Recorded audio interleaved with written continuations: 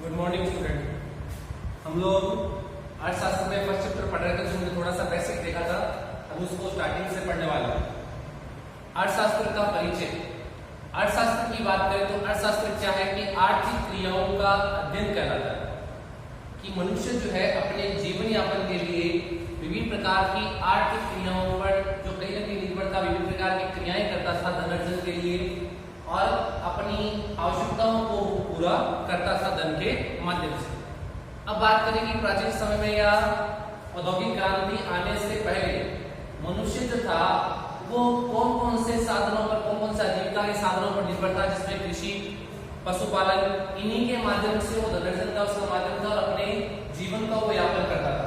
लेकिन जैसे जैसे औद्योगिक क्रांति का विकास हुआ, मनुष्य के धन अर्जन की या उसके उद्योग की हम बात करें कि उसके कार्य धंधों की हम बात करें तो वो किस प्रकार के कार्य करने लगा कि वो कृषि और पशुपालन के साथ साथ वो कई औद्योगिक क्षेत्र में भी जो बड़े उद्योग निर्माणी क्षेत्र उनमें भी वो अपना कहीं ना कहीं जो धनराशि खर्च करके अपने जीवन यापन को उत्पादन को करने लगा, प्रोडक्शन को करने लगा।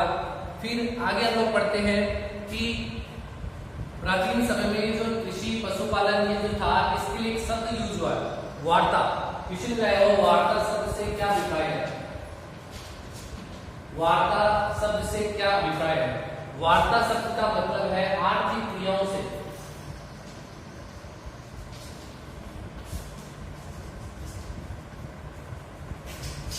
वार्ता शब्द का मतलब है आर्थिक क्रियाओं से। आर्थिक क्रियाएं कौन सी? कृषि,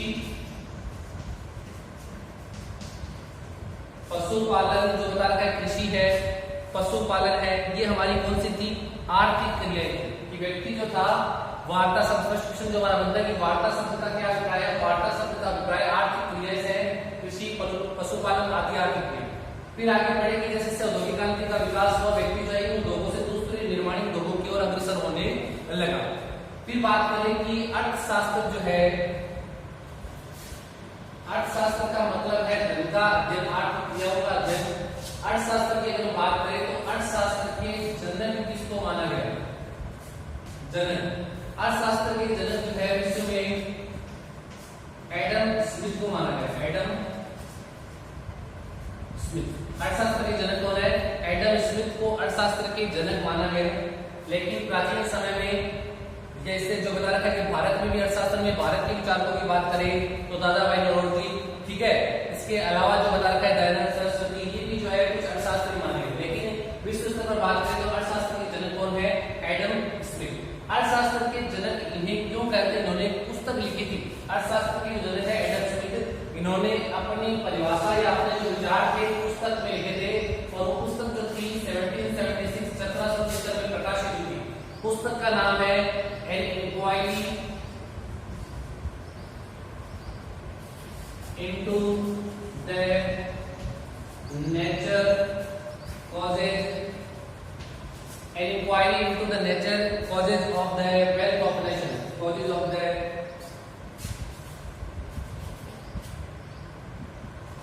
wealth of nation। ये जो पुस्तक उन्होंने लिखी थी, किसने? Adam Smith. इस पुस्तक में क्या लिखा था? इस पुस्तक में आर्थिक क्रियाओं के बारे में बता रखा था। धन जो बता रखा था कि धन संबंधी परिभाषा क्या है कि एडम स्मिथ ने कौन सी परिभाषा दी थी?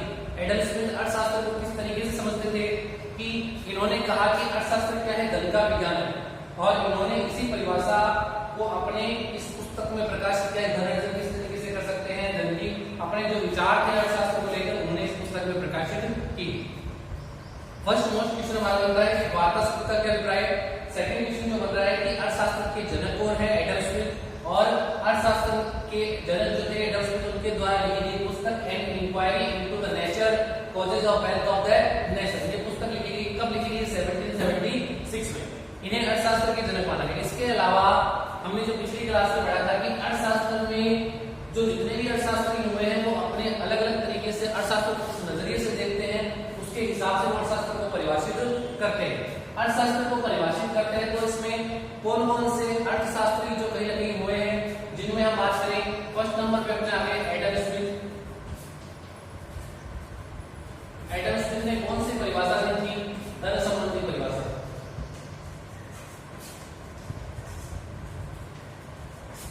एडम स्मिथ ने दी थी धन संबंधी परिभाषा। 2 नंबर में बात करें तो हुए थे अपने मार्शल, एडम स्मिथ की बात करें मार्शल, प्रोफेसर मार्शल जो थे इन्होंने दी थी कल्याण संबंधी परिभाषा। कल्याण संबंधी परिभाषा कि एडम स्मिथ ने धन संबंधी परिभाषा वो मानते थे कि अर्थशास्त्र का जो संबंध है वो किससे है, धन से है, और जो भी केंद्र बिंदु उन्होंने माना था धन को माना था, यानी जो भी उनकी विचार थे परिभाषा थी सारा का सारा किस पर निर्भर थी, एक केंद्र बिंदु जो धन है, धन के आसपास कहीं ना कहीं उनकी नजर आई। सेकंड परिभाषा करें कल्याण संबंधी परिभाषा, वो दी मार्शल ने। मार्शल ने कहा था कि किस तरीके से मनुष्य के हम लोग कहीं ना कहीं कल्याण में, सामाजिक कल्याण में बढ़ोतरी कर सकते हैं, उसके जीवन स्तर में सुधार ला सकते हैं, निर्धनता को दूर कर सकते हैं, इसके लिए उन्होंने कल्याण संबंधी परिभाषा दी थी। फिर सेकंड की बात करें, इसके बाद आती है सीमितता प्रधान परिभाषा, जो है प्रोफेसर रॉबिन्स जो है ये कहीं ना कहीं कहते हैं सीमितता प्रधान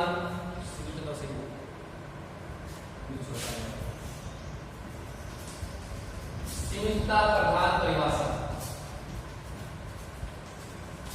सीमितता प्रधान परिभाषा का मतलब क्या है, सुनिएगा, ये परिभाषा जो है मोस्ट मानी गई बढ़िया परिभाषा है। यहाँ पे लिखूं कि सीमितता प्रधान परिभाषा, ये परिभाषा सबसे बढ़िया मानी गई है अर्थशास्त्र में, प्रोफेसर रॉबिन्स की परिभाषा। इस परिभाषा का मतलब क्या है कि जो सीमितता प्रधान परिभाषा है,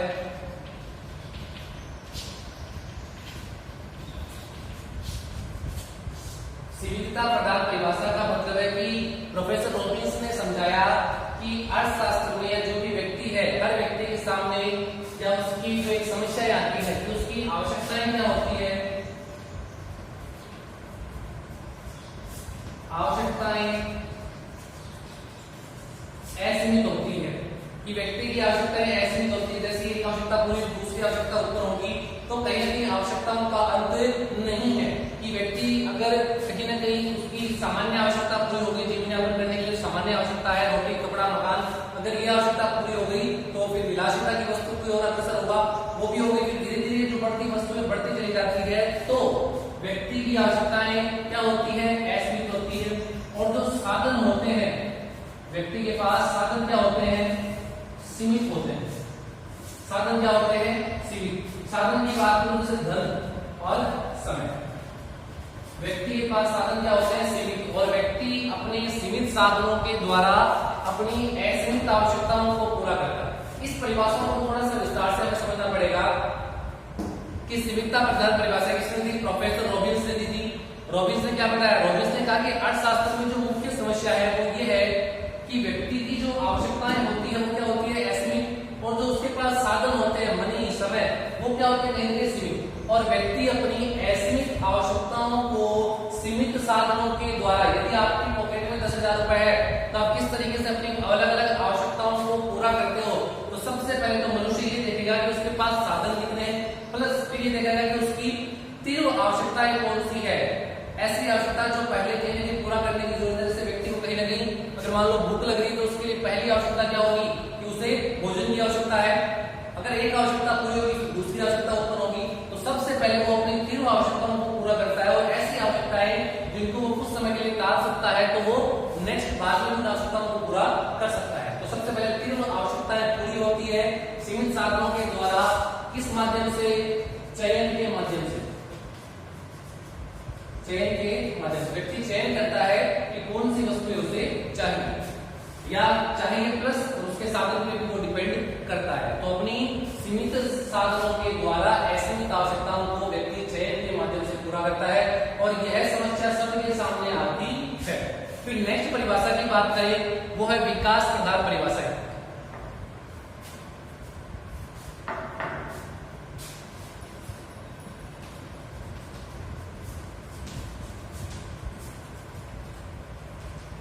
विकास प्रधान परिभाषा जो है रॉबिन्स और मार्शल की परिभाषाओं का समावेशी है। इसके बाद नेक्स्ट जो है ये परिभाषाएं दी थी विकास आधारित परिभाषाएं प्रोफेसर सैमुअलसन ने, ये जो थी प्रोफेसर सैमुअलसन के द्वारा ये परिभाषाएं दी थी विकास आधारित परिभाषाएं। इन दोनों परिभाषाओं में क्या था, समावेश था, जिसमें आर्थिक कल्याण की भी बात की गई और असीमित साधनों, अपनी जो सीमित साधनों थे उनके द्वारा असीमित आवश्यकताओं को कैसे पूरा करें इसके बारे में बताया गया। नेक्स्ट और लास्ट परिभाषा की बात करें, उस परिभाषा का नाम है आवश्यकता विहीन परिभाषाएं। यहाँ एक लास्ट परिभाषा रहेगी अपनी आवश्यकता विहीन परिभाषा। ये परिभाषा किसने दी थी? जेके मेहता ने।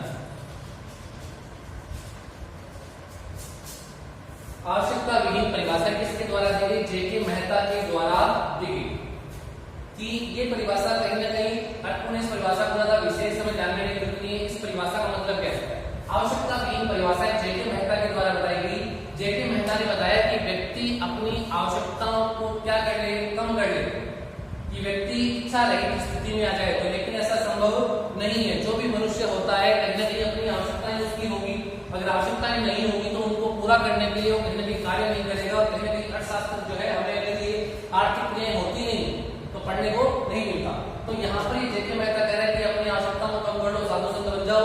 किसी प्रकार की कोई आवश्यकता नहीं है, नहीं आपको अपनी विलासिता वस्तुओं का भोगना है, नहीं किसी प्रकार की वस्तु का भोग करना है। आपको धन की, सीमित साधनों की कोई आवश्यकता नहीं है। जो सामान्य मूलभूत आपकी आवश्यकता है उन्हीं को पूरा। ऐसा नहीं होता। व्यक्ति के सामने जो है आवश्यकताएं उत्पन्न होती जाती है और जब कहीं ना कहीं उस वस्तु को, उस वस्तु की आवश्यकता होती है तो उसके लिए वो क्या करता है? कार्य करेगा और धन अर्जन करेगा। और धन अर्जन के द्वारा अपनी उन आवश्यकताओं को पूरा करता है, उन वस्तुओं को प्रयोग में लेता है जिससे उसे संतुष्टि प्राप्त होती है। तो अभी हमने क्या पढ़ा? तो हमने ये पढ़ा कि अर्थशास्त्र क्या है? आर्थिक क्रियाओं का अध्ययन कराता है। फर्स्ट क्वेश्चन हमारा जो बनता है, वार्ता शब्द का क्या अभिप्राय है? वार्ता शब्द का अभिप्राय है आर्थिक क्रियाओं से। जो प्राचीन समय था, औद्योगिक क्रांति आने से पहले व्यक्ति अपने जीवन यापन के लिए कृषि, पशुपालन, दुग्ध पालन, ये जो है इन पर निर्भर था। और फिर अगर सेकंड बात करें, अर्थशास्त्र के जनक कौन है? एडम स्मिथ को माना गया है विश्व स्तर पर। और भारत में अगर आर्थिक विचार को बात करें, राजा भाई नरोजी, ठीक है, ये जो अपने हैं कुछ नाम है, दयानंद सरस्वती, ये अपने क्या है? अर्थशास्त्र में माने गए अर्थशास्त्री। इन्होंने पुस्तक लिखी थी 1776 में प्रकाशित हुई थी, an inquiry into the nature causes of wealth of the nation. फिर उसके बाद करें, अर्थशास्त्र में बहुत सारे अर्थशास्त्री हुए हैं, उनमें आपसी मतभेद पाए जाते हैं कि अर्थशास्त्र में अलग अलग अर्थशास्त्री अलग अलग तरीके से अपनी बात को रखता है। तो एडम स्मिथ ने कौन सी परिभाषा दी थी? धन संबंधी परिभाषा। सेकंड में बात करें, मार्क्स ने कौन सी परिभाषा दी? कल्याण संबंधी परिभाषा। रॉबिन्स ने कौन सी परिभाषा दी? सीमितता या दुर्लभता प्रधान परिभाषाएं बोल सकते हैं कि व्यक्ति के पास साधन सीमित होते हैं और अपनी आवश्यकताएं असीमित होती है और अपने सीमित साधनों को अपनी ऐसी आवश्यकताओं के जो होती है उनको चयन के माध्यम से पूरा करता है। फोर्थ है विकास आधारित परिभाषा, ये प्रोफेसर सेमुलसन ने दी थी। इसमें दोनों ही बातों का समावेश था।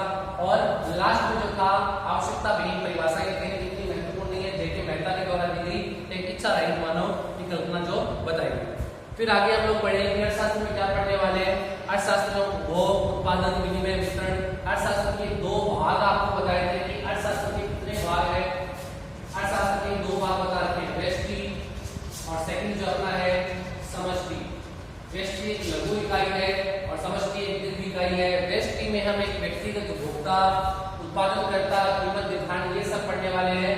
और समष्टि में उन व्यक्तियों के समूह है या उत्पादनकर्ताओं के समूह है, बाजार के प्रकार, राष्ट्रीय आय, इन सब का अध्ययन करने वाले हैं। एक छोटा सा क्वेश्चन और बता दें कि व्यष्टि और समष्टि शब्द का प्रयोग सर्वप्रथम किसने किया था? ये भी मोस्ट क्वेश्चन है कि व्यष्टि और समष्टि शब्द का प्रयोग रेगनर फ्रिश ने किया था। कब किया था? 1933 में। कि व्यष्टि और समष्टि शब्द का प्रयोग रेगनर फ्रिश ने किया था 1933 में। तो ये जो है आज अपना ये टॉपिक यही कंप्लीट होता है।